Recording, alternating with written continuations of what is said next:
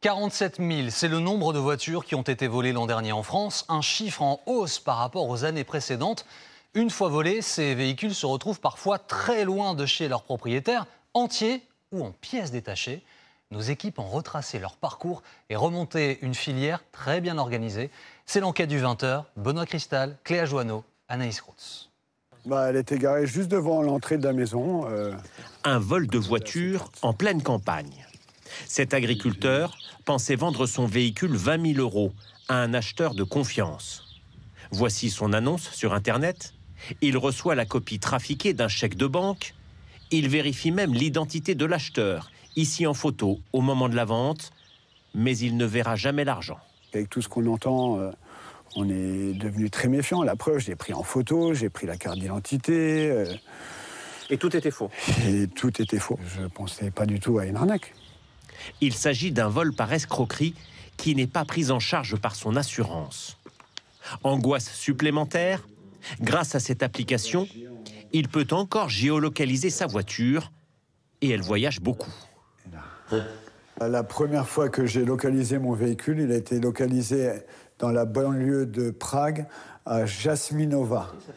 Elle serait ensuite partie vers la Bosnie.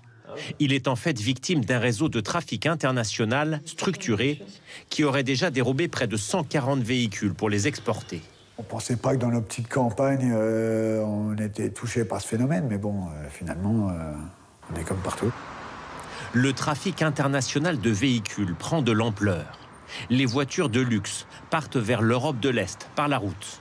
Les modèles sportifs et les SUV, eux, sont exportés illégalement depuis Le Havre ou Marseille vers une dizaine de pays d'Afrique de l'Ouest.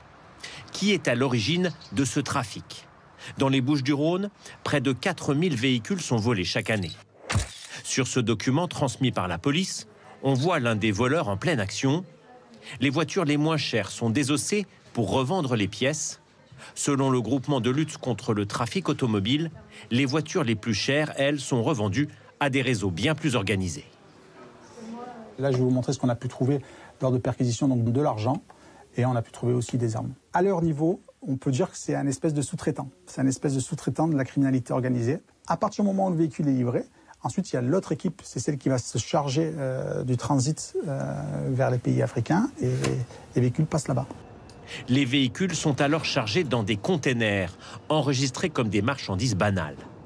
Notre équipe s'est rendue à Abidjan, en Côte d'Ivoire, pour suivre la filière de revente. Cet homme importe illégalement des voitures volées. De façon anonyme, il nous explique ses méthodes. Il y a des clients qui t'appellent pour te dire « j'ai besoin de telle marque ». Tu donnes une avance.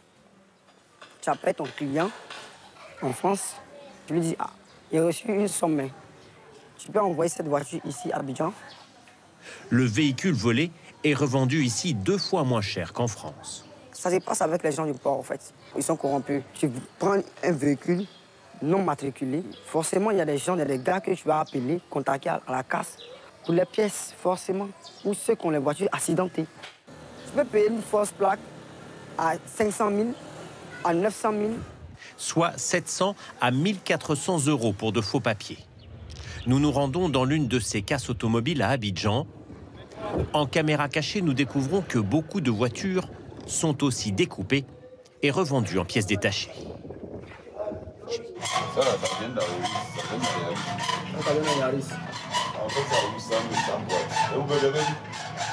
On trouve ici les moteurs de tous les modèles de voitures à la mode. Tout ça, c'est RAV4. It's imported, yes, from London.